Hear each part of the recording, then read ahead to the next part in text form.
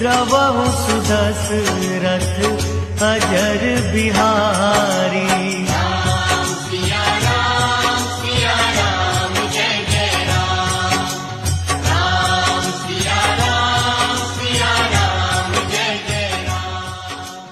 अवधपुरी संप्रिय नहीं सो, यह प्रसंग जाने को। जन्म भूमि ममपुरी सुहावन, उत्तर दिशि बहसर जू पावन। सुनहि बहु विधि सब संता, काम कोह मद मान न मोहा, लोभ न क्षोभ न राग न द्रोहा। जिनके कपट दंभ नहीं माया, जिनके हृदय बसहु रघुराया। राम हमारे मन में गढ़े हुए, हमारे भीतर घुल मिल गए।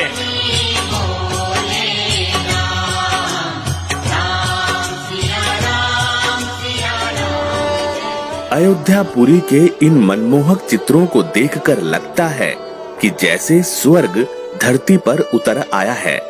ऐसा प्रतीत होता है कि जैसे सरयू की पावन लहरें श्री राम लला के पद प्रक्षालन करना चाह रही हैं। अयोध्यापुरी के इस दिव्य यात्रा तक पहुंचने के कई पड़ाव हैं। राम मंदिर के लिए कई कई सदियों तक, कई कई पीढ़ियों ने अखंड अविरत एक निष्ठ प्रयास किया है।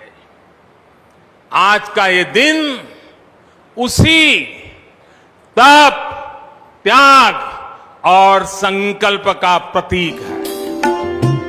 ये हर्षोल्लास 5 अगस्त 2020 को राम काज प्रारंभ होने के बाद का है। ये प्रसन्नता सिर्फ अयोध्या में नहीं थी, बल्कि पूरे भारत और 7 समंदर पार तक कुछ इसी तरह के मनोहारी दृश्य देखे गए।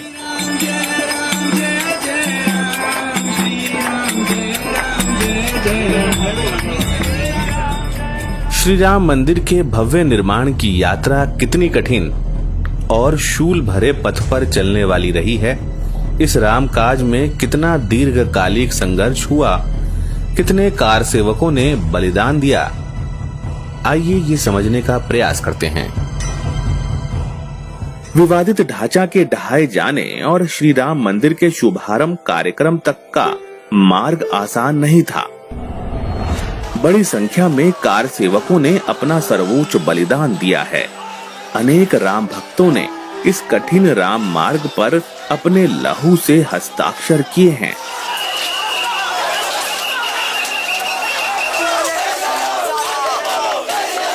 एक संकल्प लिया था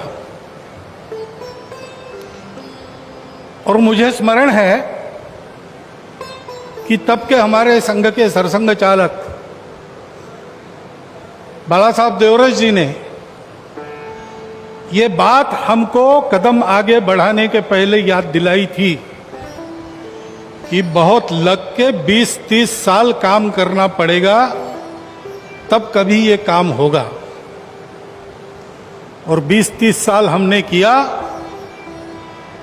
30वें साल के प्रारंभ में हमको संकल्प पूर्ति का आनंद मिल रहा है। 30 वर्ष पहले 21 से 30 अक्टूबर 1990, स्थान अयोध्या।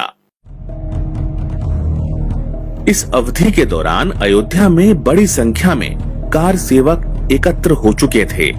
सब विवादित ढांचे की ओर जाने की तैयारी में थे। विवादित स्थल के चारों तरफ भारी सुरक्षा थी। अयोध्या में लगे कर्फ्यू के बीच सुबह करीब 10 बजे चारों दिशाओं से विवादित ढांचे की ओर कार सेवक बढ़ने लगे।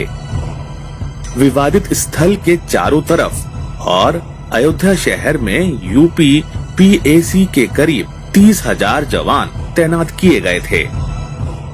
साधु संतों और कार सेवकों ने 11 बजे सुरक्षा बलों की उस बस को काबू कर लिया, जिसमें पुलिस ने कार सेवकों को हिरासत में लेकर शहर के बाहर छोड़ने के लिए रखा था।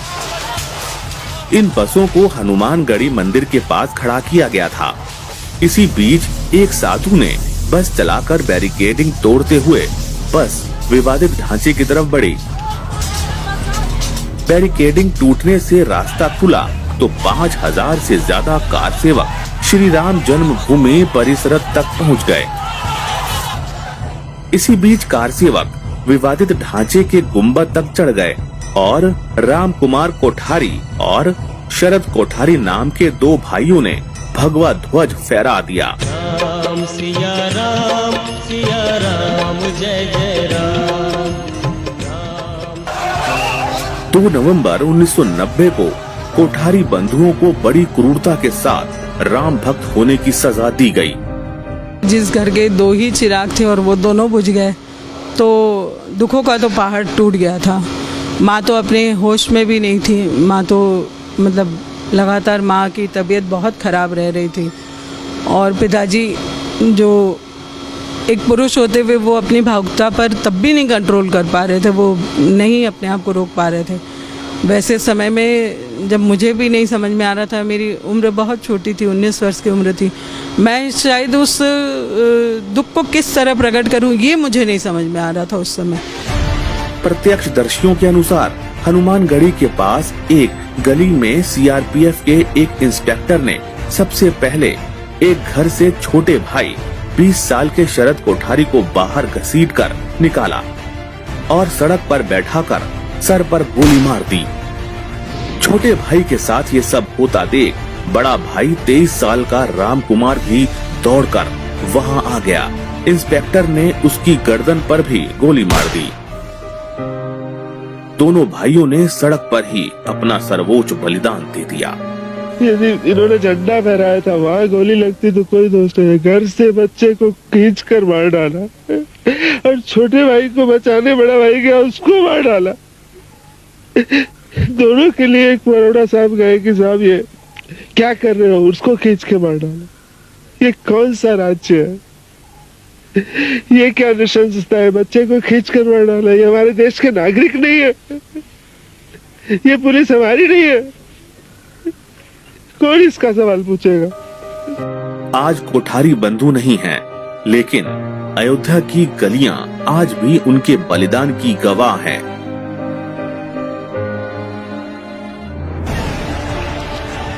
सरकारी आंकड़ों के अनुसार 1990 को अयोध्या में हुई फायरिंग में 5 कार सेवकों की जान चली गई थी, लेकिन वास्तविक रूप से बलिदान देने वाले कार सेवकों की संख्या इससे अधिक थी। हम लोगों ने कहा हम लोग शांतिपूर्वक चल रहे हैं, आप लोग लाठियां आ रही है, गोले मत फेंकिए, हम लोग राम भक्त हैं, श्री राम का भजन करते चल रहे हैं, आप लोगों से हमारी कोई लड़ाई नहीं है। तो इतने में ऊपर से लाठियां बरसने लगी, अब गोली ऊपर से आंसू गैस के गोले छूटने लगे, तो उसमें भगदड़ मच गई। भगदड़ मचने के बाद हम लोग इधर उधर भागे, एक मकान में हम दोनों छुप गए। वहाँ से पुलिस ने इनको निकाल लिया। मैं अंदर वाले कमरे में घुस गया। इनको निकालने के बाद में इनके फोन तो हाथ से गोली मार दी, इनके सर में चित्रा हो गया, वहीं पे गिर पड़े। पुस्तक अयोध्या के चश्मदीद के अनुसार कोठारी भाइयों के दोस्त राजेश अग्रवाल के अनुसार 22 अक्टूबर की रात शरद और राम कुमार कोठारी कोलकाता से चले थे, बनारस आकर रुक गए थे। सरकार ने ट्रेनें और बसें बंद कर रखी थी, इसलिए वे टैक्सी से आजमगढ़ के फूलपुर कस्बे तक आए। इसके बाद यहाँ से सड़क का रास्ता भी बंद था, लेकिन राम भक्त 25 अक्टूबर को अयोध्या की तरफ पैदल ही निकल पड़े। करीब 200 किलोमीटर पैदल चलने के बाद 30 अक्टूबर को दोनों अयोध्या पहुंचे। इस दिन विवादित ढांचे पर चढ़ने वाले कार सेवक शरद कोठारी ही थे। फिर उनके भाई राम कुमार भी चढ़े।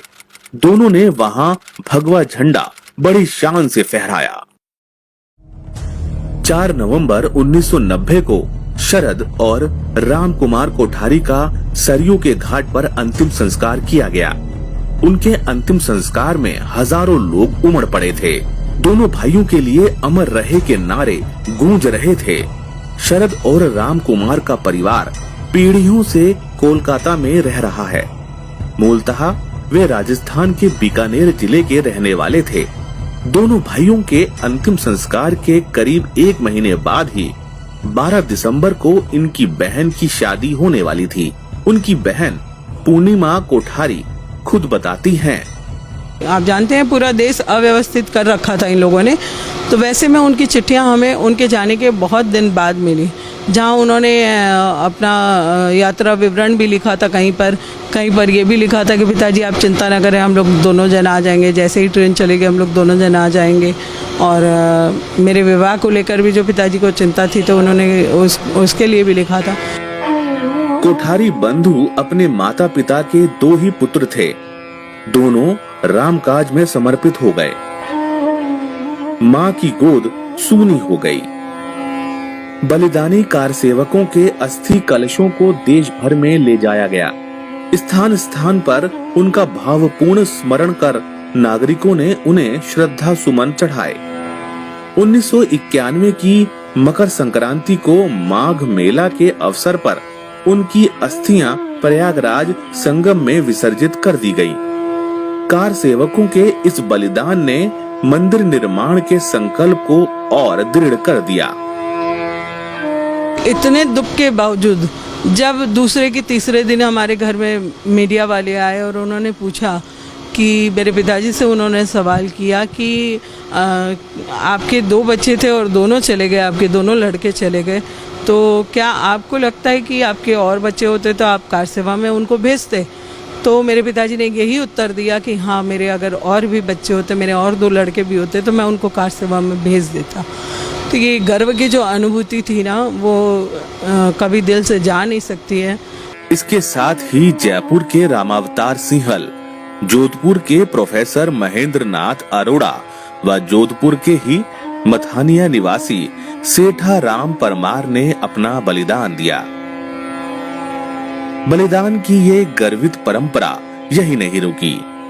रमेश पांडे, महावीर अग्रवाल, संजय कुमार, राम अचल गुप्त, राजीव तिवारी, श्री राम यादव, रामदेव यादव, महेश राम, अजय महाजन, भगवान सिंह सहित अनेक राम भक्तों ने अपना सर्वोच्च बलिदान दे दिया।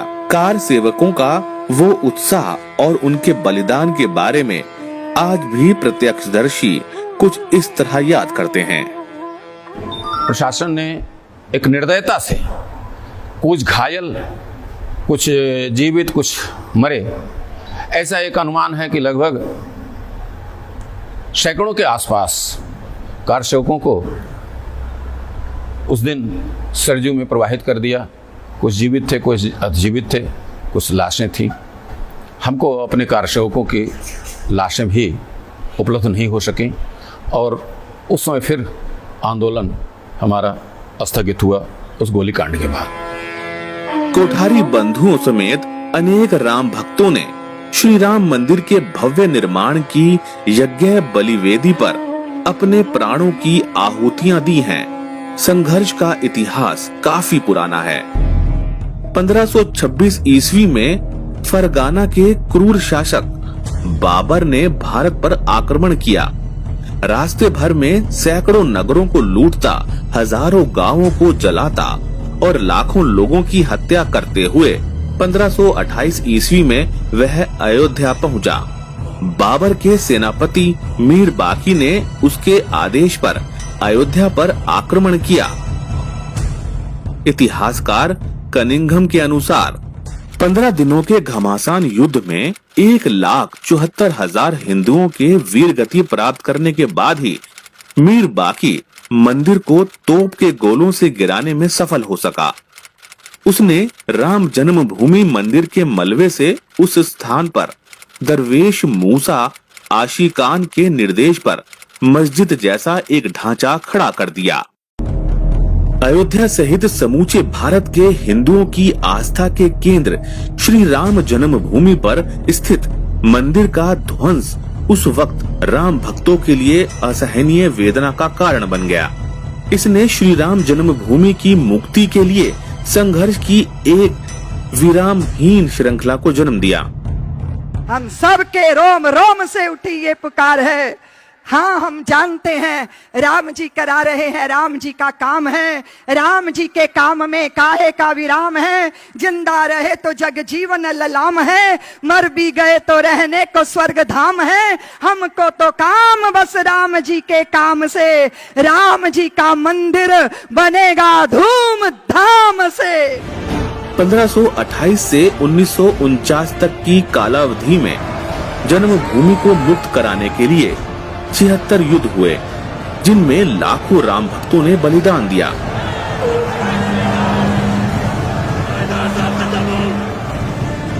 इसमें बाबर के काल में 4 बार, हुमायूं के काल में 10 बार, अकबर के काल में 20 बार, औरंगजेब के काल में 30 बार, अवध के नवाब सादत अली के काल में 5 बार और नवाब नसीरुद्दीन हैदर के काल में 3 बार संघर्ष हुआ। शतकों तक चले संघर्ष, बड़ी संख्या में राम भक्तों के बलिदान और न्यायिक प्रक्रिया पूरी होने के बाद आज श्री राम मंदिर के निर्माण का मार्ग प्रशस्त हो सका है।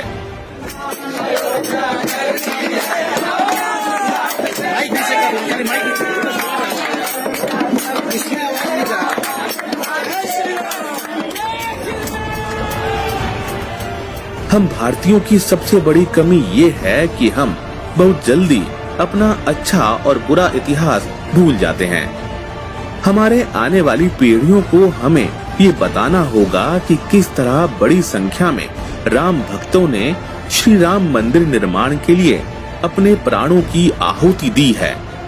इस संघर्ष की अमर पटकथा लिखने वाले सभी कलमकारों का कृतित्व पूरी भारतीय मनीषा में युगों युगों तक पूजित और गर्वित रहेगा। इस राम काज में बलिदान हुए प्रत्येक राम भक्त को कोटि कोटि नमन। अमंगल हारी द्रवहु सुदशरथ अजर बिहारी।